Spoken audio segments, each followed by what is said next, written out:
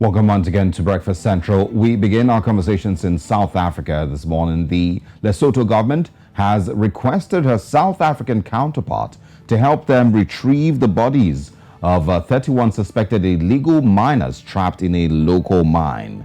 This comes after the suspected illegal miners, believed to be Lesotho nationals, died in a ventilation shaft at Virginia Mine in Welkom in the Free State Province. According to the South African Mineral Resources Department, the group died last month in a ventilation shaft that was last operational in the 1990s.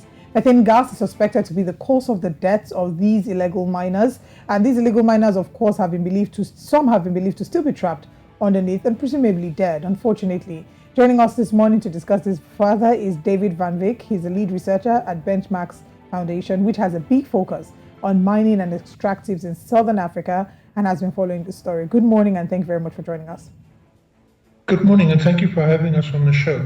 All right. David, 31 is not a small number. It's a huge number of lives that have been unfortunately affected by this. So I think before we get back into the cause of the death, the conversation about illegal mining has been one that has been prevalent for the longest time. You know, I believe they're referred to as zama-zamas.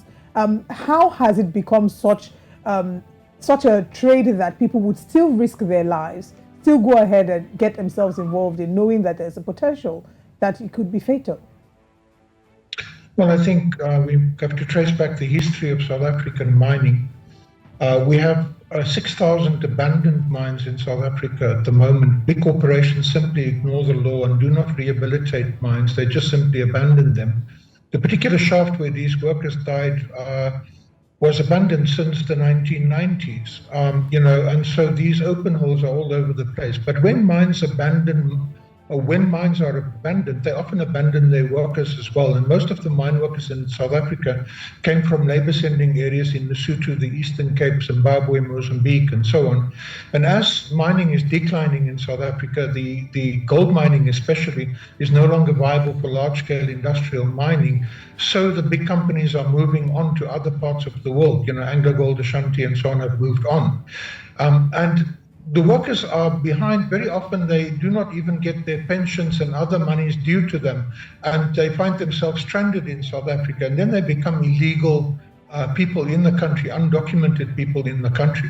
But people also get still recruited from Lesotho because there is still gold in the mines. It's just not viable for large-scale industrial mining, but on a smaller and medium scale, you can still extract those minerals. But we didn't plan for medium-scale mining or for small-scale mining in the country. So the mines simply get abandoned and mining towns become ghost towns, and you have a problem with mine workers who do not return to their labor-sending areas, and they know no other skills other than mining. So they find themselves going underground. And then they become exploited by crime syndicates who buy the gold from them and, of course, trade the gold on into the global gold markets. Yeah, the crime syndicates, I think is the vital part of, of this conversation, and maybe one of the places where the South African government needs to, first of all, tackle, alongside tackling poverty. But let's talk about this particular case. Can we understand better what happened in this case? 31 people, are reportedly dead in this situation. Where would the methane gas have come from? Well, you see, South African mines, especially in the Free State, there's an awful lot of gas underground. There's an awful lot of methane underground. It's been a historic problem in these particular mines.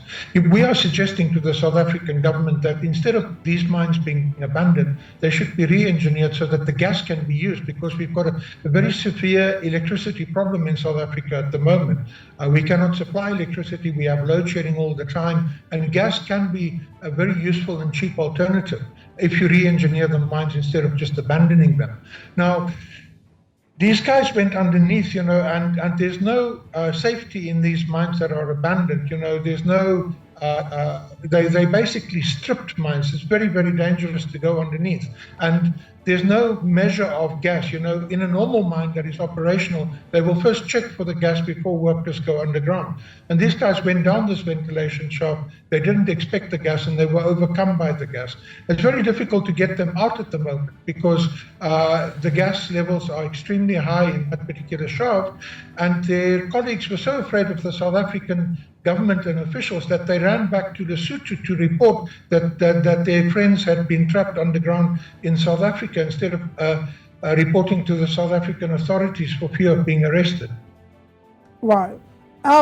This isn't the first time we've had conversations about illegal miners unfortunately being trapped, or maybe being trapped by flooding, or being trapped or dying, in these illegal mines. In November, we had a number of people who were reported in this instance.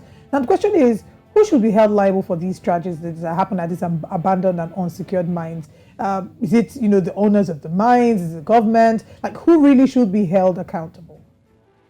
Well, I think that the mine owner should be held accountable because mines should be properly rehabilitated or at least re-engineered for alternative uses so that the mine doesn't just become an abandoned hole. We have children falling down mine shafts. We have children drowning in tailings dams and things like that all over South Africa all the time. Apart from that incident of 31 mine workers last week, the bodies of 8 other mine workers in Germiston on the East Rand were found as well.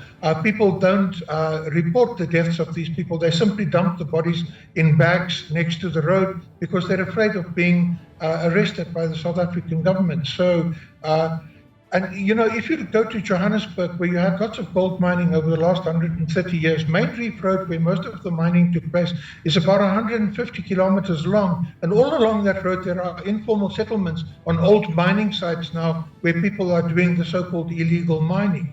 So you have squatter camps basically having arisen on all these old mine sites where people are entering those mines and mining. And there are children and women and everybody else living on these sites where this mining takes place. It's extremely dangerous.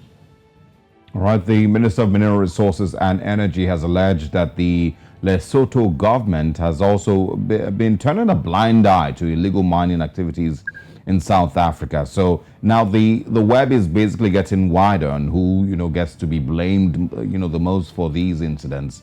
Does he have a fair point here? Well, I think that the minister is trying to shift the blame. The fact of the matter is that these are abandoned mines. It's his responsibility to see that mines are not abandoned. Apart from that, Lesotho provided the labor force for South African mines for more than 130 years, depriving Lesotho of that labor, causing the underdevelopment of Lesotho. So there are no jobs in Lesotho for people to go back to once the mines close down. The only place they know where to go to is South Africa for mining. And so mining companies are supposed in their social and labor plans to train mine workers with portable skills that they can take outside of the mining sector, to find jobs elsewhere. But they don't do that. And the minister who's responsible for regulating that and seeing that this kind of training takes place is not doing his job. The minister really should look in the mirror if he wants someone to blame. Right. So he's obviously saying that the government, of course, is in some way indirectly trying to sabotage the people of Lesotho. Now, at the beginning of this conversation, we did establish that illegal mining is not new. We've had incidences of this repeated over and over again, even with the fatalities. The question now is, how do we get a handle on things? Whilst we're sorting out, you've mentioned that a number of this is as a result of the economic incapability of the citizens. So whilst we're focusing on the government sorting that out, are there other things that can be done to get a handle on illegal mining? We work with several universities and academics and also people involved in small-scale mining, and so the National Association of Artisanal Miners in South Africa. And we worked out a policy paper, and we contributed to a national policy paper which has been lying on the desk of the president. That national policy paper needs to be implemented so that this thing can be regulated. Unless small-scale mining becomes regulated, it is open sesame for criminal elements and so on. But it's like the drug trade in South Africa, the reason why we can't get to grip to it is because there are very affluent and powerful people who benefit from the drug trade. In the same way, from illegal mining, there are powerful and wealthy people that are benefiting from illegal mining. And so we can't get a grip to it. We can't get our policies implemented and so on because it is very lucrative for people to have the situation continuing. Right. Mr. Van Wyk, thank you very much for this very interesting, conversation we've had this morning. Our condolences to those families, of course, who have lost loved ones. We hope that the Lesotho and, of course, South African government understand what is at stake here and the criminality that may be behind some of these deaths be tackled as quickly as possible. Thanks for your time. Thank you so much. You be well.